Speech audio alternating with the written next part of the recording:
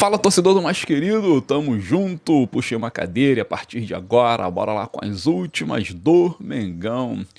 Quintou nação rubro-negro, o Flamengo estará em campo às 9h30 da noite para começar a resolver a sua vida na Copa Libertadores da América. Cara, uma Copa Libertadores da América que aparentemente se anuncia fácil pra gente, mas, cara, é aquilo, né? Todo cuidado é pouco. Vamos falar sobre a preparação final do time, a escalação que a gente imagina que o Felipe colocará em campo, né? O que a gente espera do jogo, palpite e tudo mais. Quero pincelar também outras questões relacionadas ao Flamengo como um todo e, evidentemente, o assunto central deste conteúdo é a respeito do nosso estádio.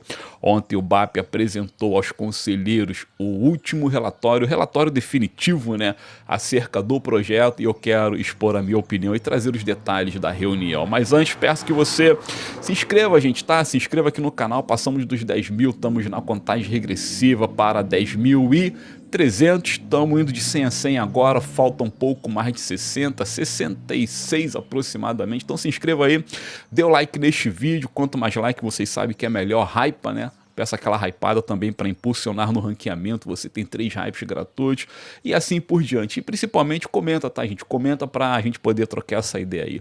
Tamo junto.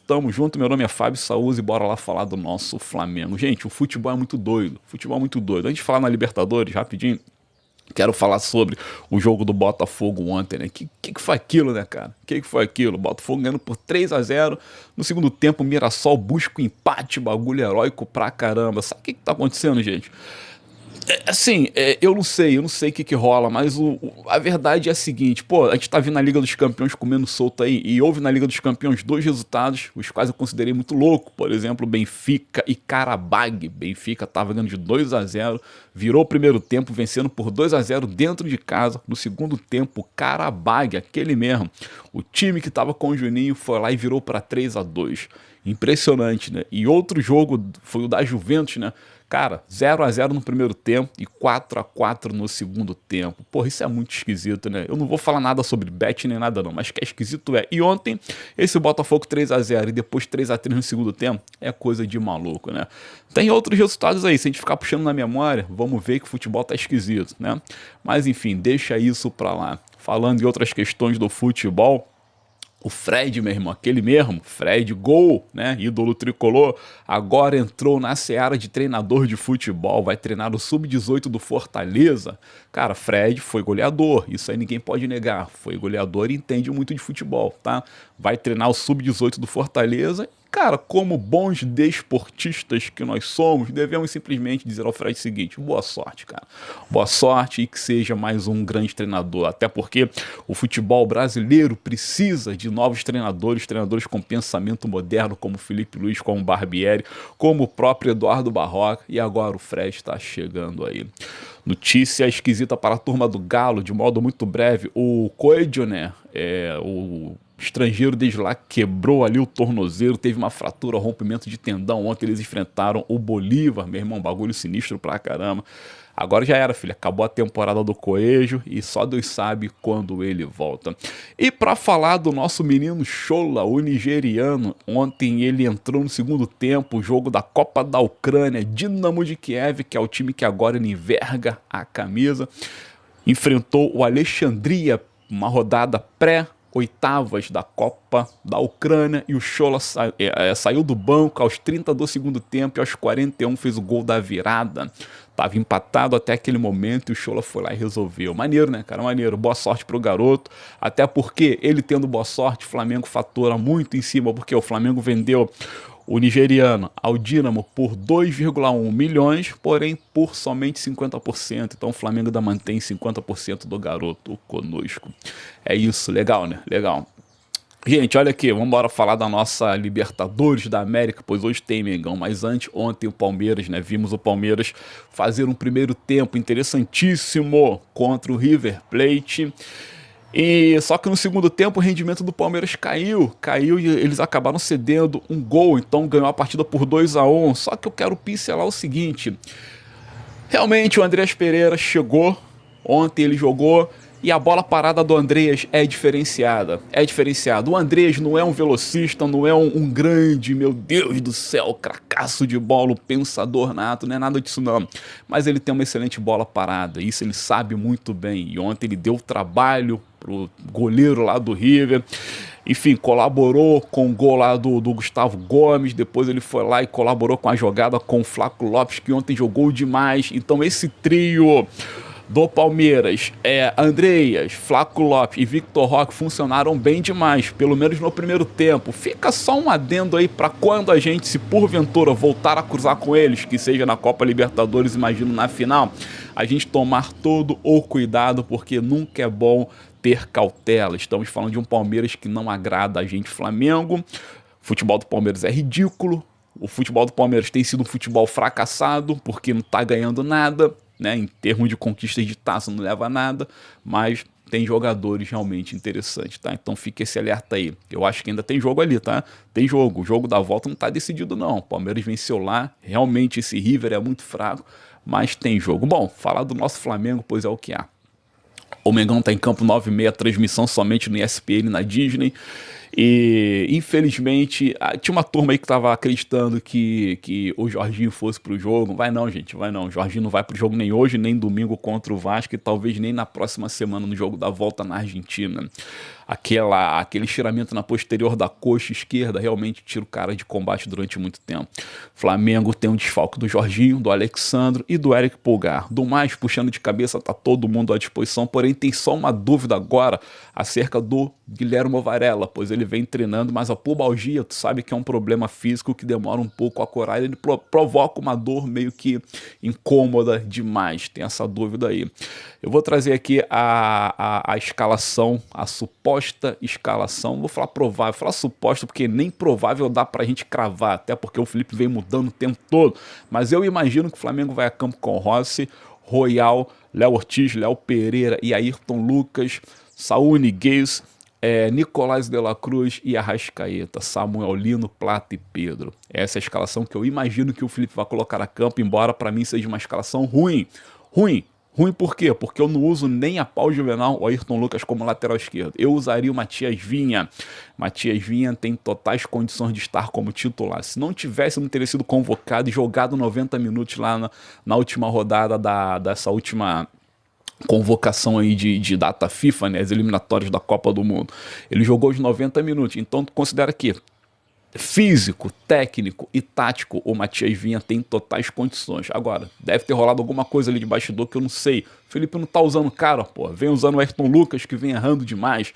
O Ayrton Lucas tem deixado a gente apreensivo, né, com uma pulga atrás da orelha.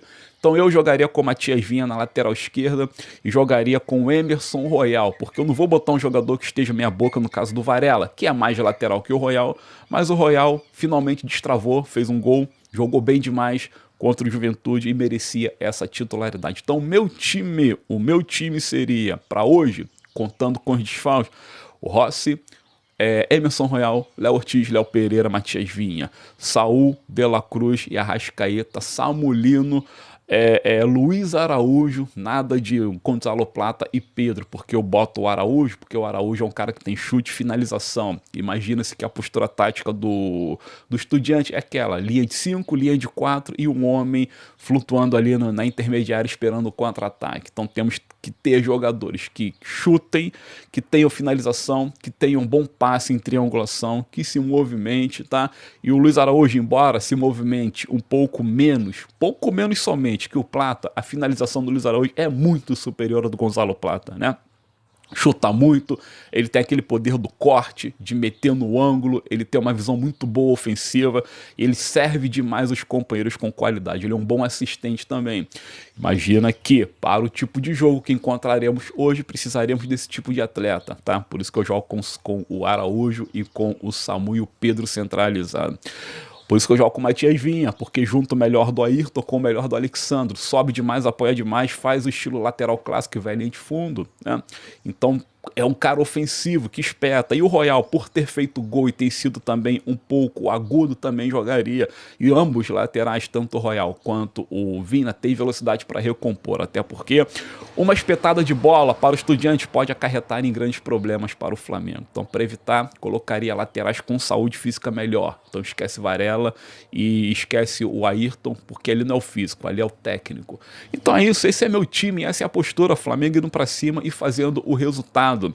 Vantagem de 2 gols no mínimo para nos assegurarmos a semifinal, porque o Flamengo mete 2 de vantagem, duvido, e Odó, que a gente perde a classificação.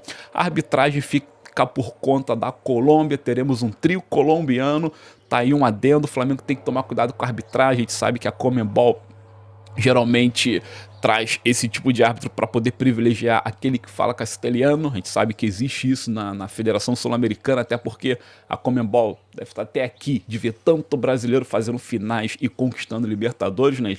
A Conmebol quer romper essa hegemonia brasileira, então a gente tem que tomar cuidado. Ontem, lá no jogo do Palmeiras e River, vimos sim, cara, vimos o árbitro puxando sardinha pro River, não foi lá essas coisas todas, mas puxou.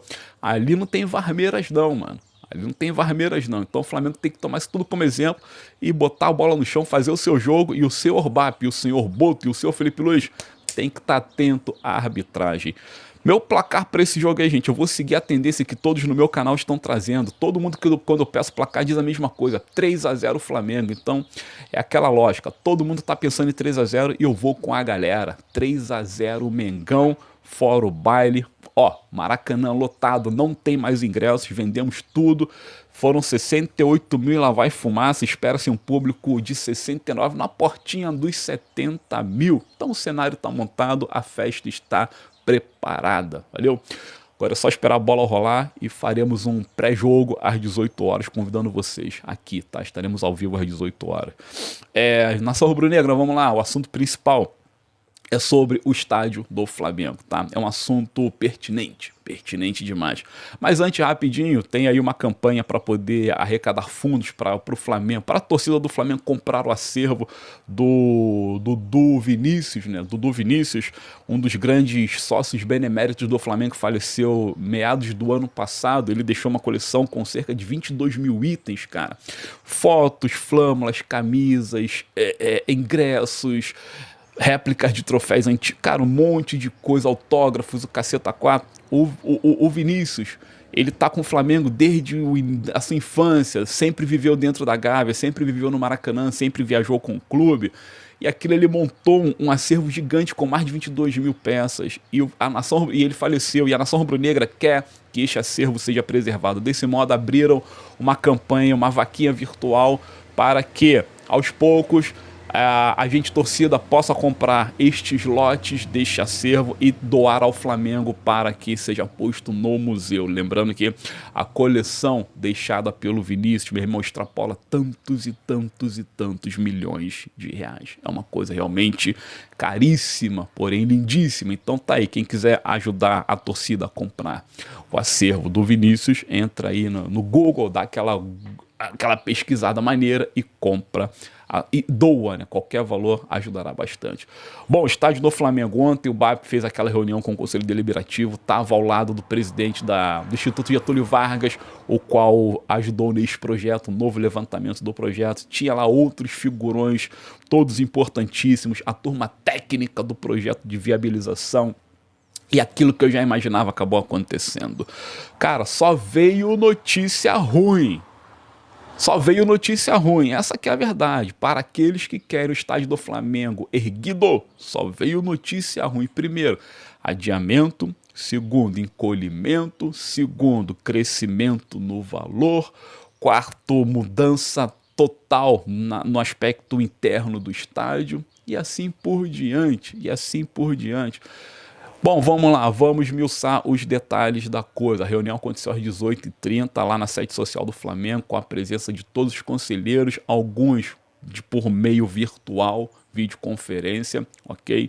Teve apresentação de tudo, vamos lá. O BAP falou o seguinte, gente, primeiro, condicionou-se ser inviável trazer esse estádio até 2029. Loucura total da diretoria antiga, já começa por aí. Então, completamente inviável. O estádio ganhou uma nova data. Antes se falava em 2031. Meu irmão, agora se fala no mínimo 2034, mais provavelmente em julho de 2036. Inauguração previsto para julho de 2036. Cara, cuida da tua saúde, vai fazer check-up, para de comer gordura, não fuma, não beba muito, porque senão, meu irmão, tu não vai ver esse estádio ser inaugurado não. Olha o tempo, meu irmão, 2036, a gente não sabe nem se vai ter civilização em 2036, né? Vai que, né? Vai que. Então é isso, de 2029 pulou para 2036. O estádio encolheu, outra notícia ruim, caiu para 72 mil lugares. O projeto era de 79, poderia bater 80, 81. Caiu para 72 mil lugares, encolheu o estádio e o preço subiu. É aquilo, a parada encolhe e o preço aumenta. O BAP falou que o papo de 1,9 bilhões, fantasia, loucura do Landim. Não, agora está em 3,1 bilhões. Considerou-se ali a inflação, plano disso, plano daquilo, papapá, 3 bilhões e 100 milhões para erguer o estádio. Então, o estádio encolheu a capacidade e o valor aumentou. Essa é a lógica do Eduardo Batista. As cadeiras prêmios foram retiradas, não, foram diminuídas de modo significativo. O Landim previa que cerca de 30% do estádio seria composto por assentos VIPs e cadeiras prêmio. E o Landim calculara uma média de vender esses ingressos por volta de 190 a 220 reais. Isso aí num cálculo de hoje, um cálculo financeiro de hoje. O BAP falou que não, tem nada a ver. Tem nada a ver. Para chegar nos valores contingentes com a construção, tem que diminuir o tamanho de assentos, a quantidade de assentos VIPs e prêmios. Então vai diminuir bastante, de 30 e tantos por cento ficará em 10%. Será um estádio, em teoria, mais popular, né? Menos Nutella e mais popular. O que tem a cara do Flamengo está muito bom, mas houve esse encolhimento. Por isso que o plano financeiro mudou. Não daria para vender tantas cadeiras prêmios como o Landim falou. Então teve alteração aí. E assim por diante. Tá? Resumindo, a obra não vai começar nos próximos 7 anos. Prazo de início só a partir do 8º ano, então vai ficar tudo no campo dos estudos, do realinhamento do projeto, do tratamento do terreno, a descontaminação, que aquilo ali está mais sujo do que qualquer outra coisa. E assim vai. E o Flamengo vai tentar capitanear, vai tentar se organizar, porque o BAP falou que não vai colocar as finanças em risco. Ou seja, o BAP ele foi tão malandro, mas ele foi tão malandro nessa questão, porque é normal que o presidente fique no poder durante 6 anos. É uma eleição e uma reeleição. Geralmente acontece com todos. Aconteceu com o Bandeira, aconteceu com o Landim e vai acontecer com o BAP. O BAP tem um triênio, depois tem reeleição e com certeza é reeleito.